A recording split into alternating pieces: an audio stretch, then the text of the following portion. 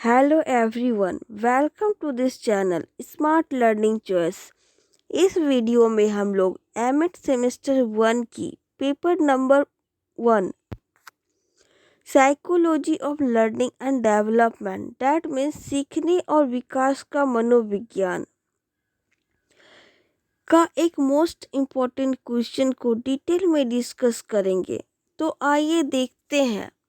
आज का हमारा क्वेश्चन है शिक्षा मनोविज्ञान की नवीन प्रवृत्तियों और इसके महत्वपूर्ण पहलुओं पर चर्चा करें। अब हम लोग देखेंगे कि इस क्वेश्चन का आंसर हम लोग किस प्रकार से लिख सकते हैं। तो सबसे पहले हम लोग लिखेंगे इसका परिचय, दैट मीन्स इंट्रोडक्शन।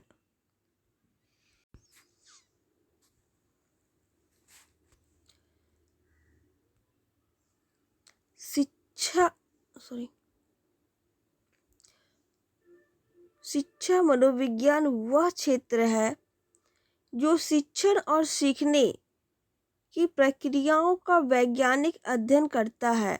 यह क्षेत्र लगातार विकसित हो रहा है और इसमें कई नवीन प्रवृत्तियां उभर रही हैं। इन प्रवृत्तियों और महत्वपूर्ण पहलुओं पर चर्चा करना आवश्यक है ताकि हम वर्तमान और भविष्य की शिक्षा प्रणाली को बेहतर बना सके। शिक्षा मनोविज्ञान की नवीन प्रवृत्तियां, इसे हम लोग एक फ्लो चार्ट के माध्यम से समझेंगे। शिक्षा मनोविज्ञान की नवीन प्रवृत्तियां, पहला है समावेशी शिक्षा, blended learning, social and emotional learning, game आधारित लर्निंग, व्यक्तिगत शिक्षण और न्यू एजुकेशन। अब हम लोग इसे एक एक करके इसे डिफाइन करेंगे।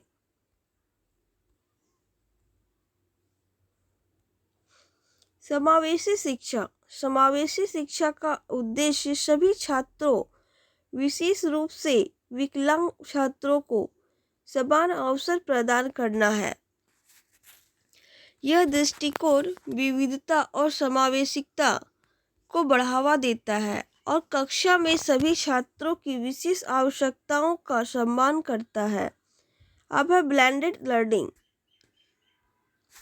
यह प्रवृत्ति पारंपरिक कक्षा शिक्षण को ऑनलाइन शिक्षण के साथ मिलाकर एक संकर मॉडल प्रदान करती है।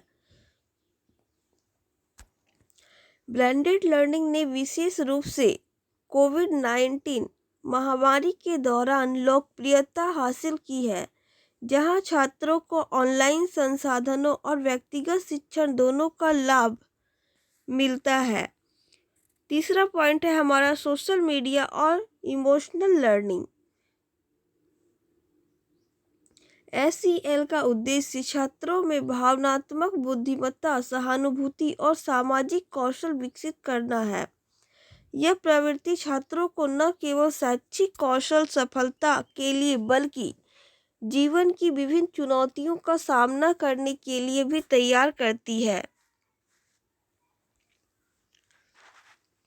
फोर्थ पॉइंट है गेम आधारित लर्निंग, दैट मीन्स शिक्षा में खेलों का उपयोग छात्रों को आकर्षित करने और प्रेरित करने के लिए किया जा रहा है। गेम आधारित लर्निंग छात्रों की समस्या समाधान क्षमता, सहयोग और रचनात्मकता को बढ़ावा देती है। फिफ्थ पॉइंट है व्यक्तिगत शिक्षण। यह प्रवृत्ति प्रत्येक छात्र की अद्वितीय आवश्यकताओं, रुचियों और क्षमताओं के अनुसार शिक्षण को अनुकूलित करने पर जोर देती है। प्रौद्योगिकी के माध्यम से डेटा संचालित दृष्टिकोण अपनाकर छात्रों की प्रगति को मॉनिटर और समायोजित किया जाता है।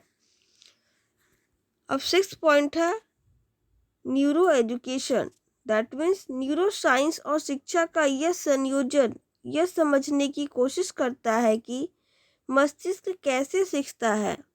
दैट मीन्स हमारा जो माइंड है वो कैसे वर्क करता है। इसके परिणाम स्वरूप शिक्षण पद्धतियों में सुधार हो सकता है जो छात्रों की मस्तिष्क की कार्य प्रणाली के अनुकूल हो।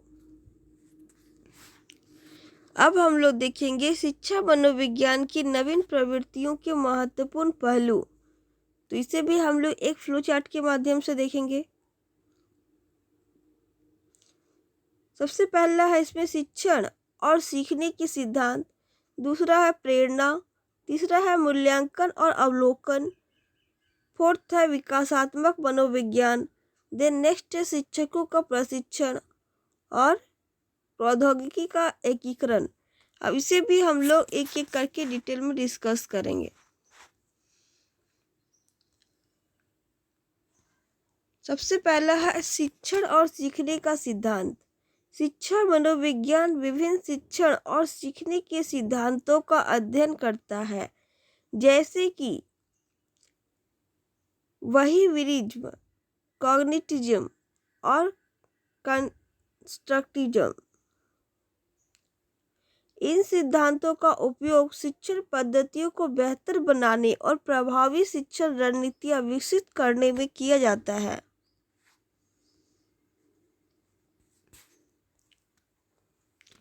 द नेक्स्ट पॉइंट है प्रेरणा, दैट मीन्स मोटिवेशन।